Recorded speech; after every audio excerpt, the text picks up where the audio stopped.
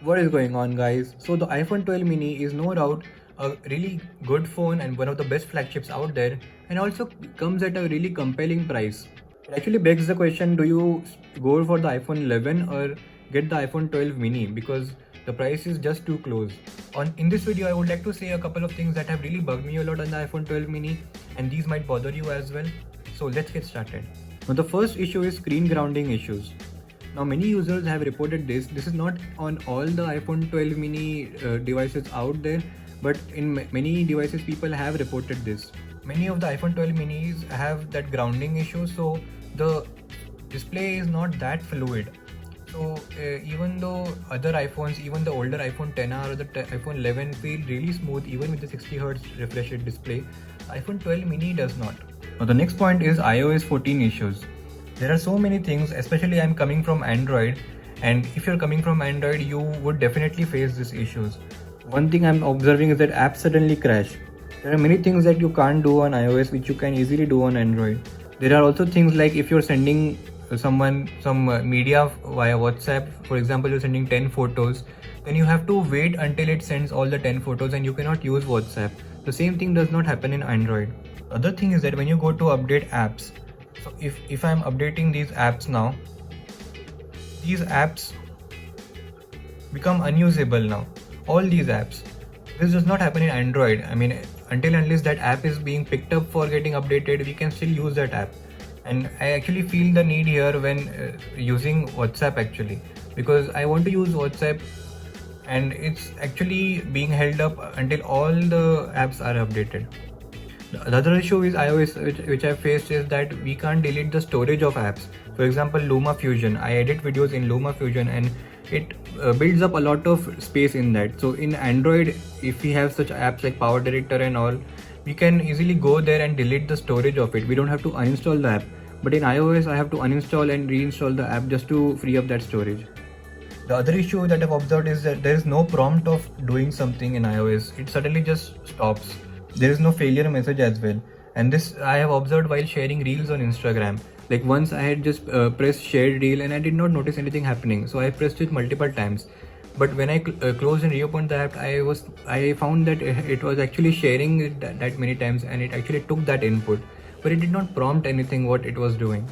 Another issue is with, as I edit videos sometimes on Power Director as well, my app crashes without any notification or without any error message as well. And the other thing also I have observed is that the desktop version, if you want a desktop version of a site, you can't just activate that desktop version. You have to go inside the settings all the way and then request desktop version site for all the websites that you open.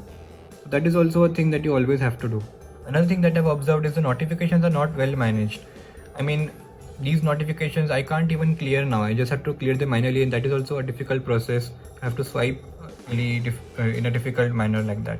Another issue with iOS is that background app refresh. There is, even though this has 4 GB RAM, I don't think it's well managed and well optimized. So a lot of apps that I've noticed, they reopen in the background. Even WhatsApp to say whenever I open it still connects.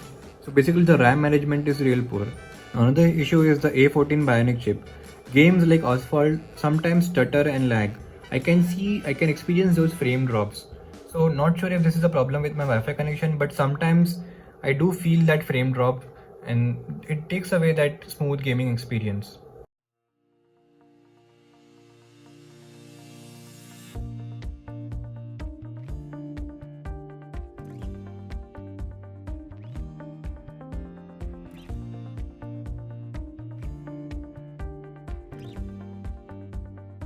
And also, as I mentioned, even though I like to edit videos on this because that chipset is really powerful, but it's still not optimized well, and apps like Power Director and even LumaFusion crash sometimes.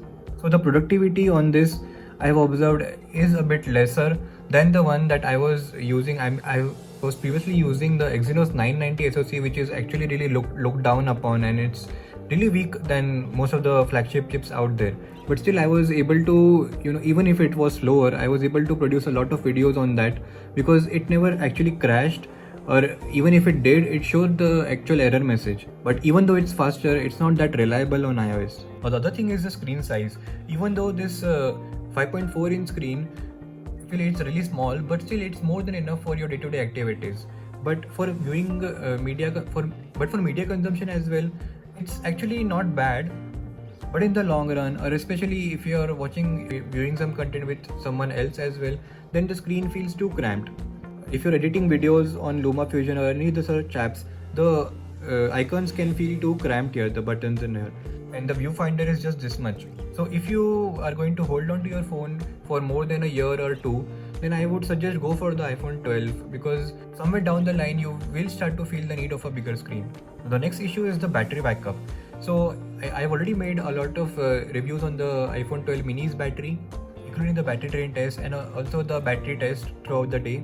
The total screen on time that you get is just around 4 hours, which is not bad, but still it gives us less reliability, especially now when we will start traveling. We will need more battery backup, so we can't always carry power banks with us. So this is something you might face in the long run as well. If you're at home, then it's fine, you will always have access to your charger.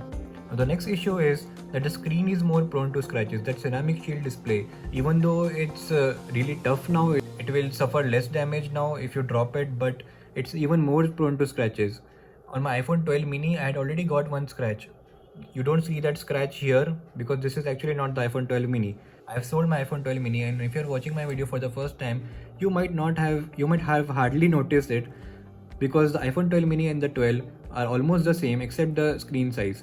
But there are a couple of differences, and that's not to say that both the phones are same, just the difference in sizes. So I have noted down these differences in my full iPhone 12 review, so make sure you check that out as well. So guys, that was it. The iPhone 12 mini and the iPhone 12 as well are really powerful and great phones, and they do have a lot of potential, but I think we need a couple of software updates for the optimizations that can be done on these two phones, especially on the iPhone 12 mini, because it's a new form factor, and software issues can be fixed, but when it comes to hardware issues, it becomes a bit difficult and annoying for the consumer. So when it comes to the iPhone 12 mini, I would say you check that grounding issue first, and if the screen is smooth, then that's fine. So guys, hope you like this video. I'll catch you in the next one. Peace.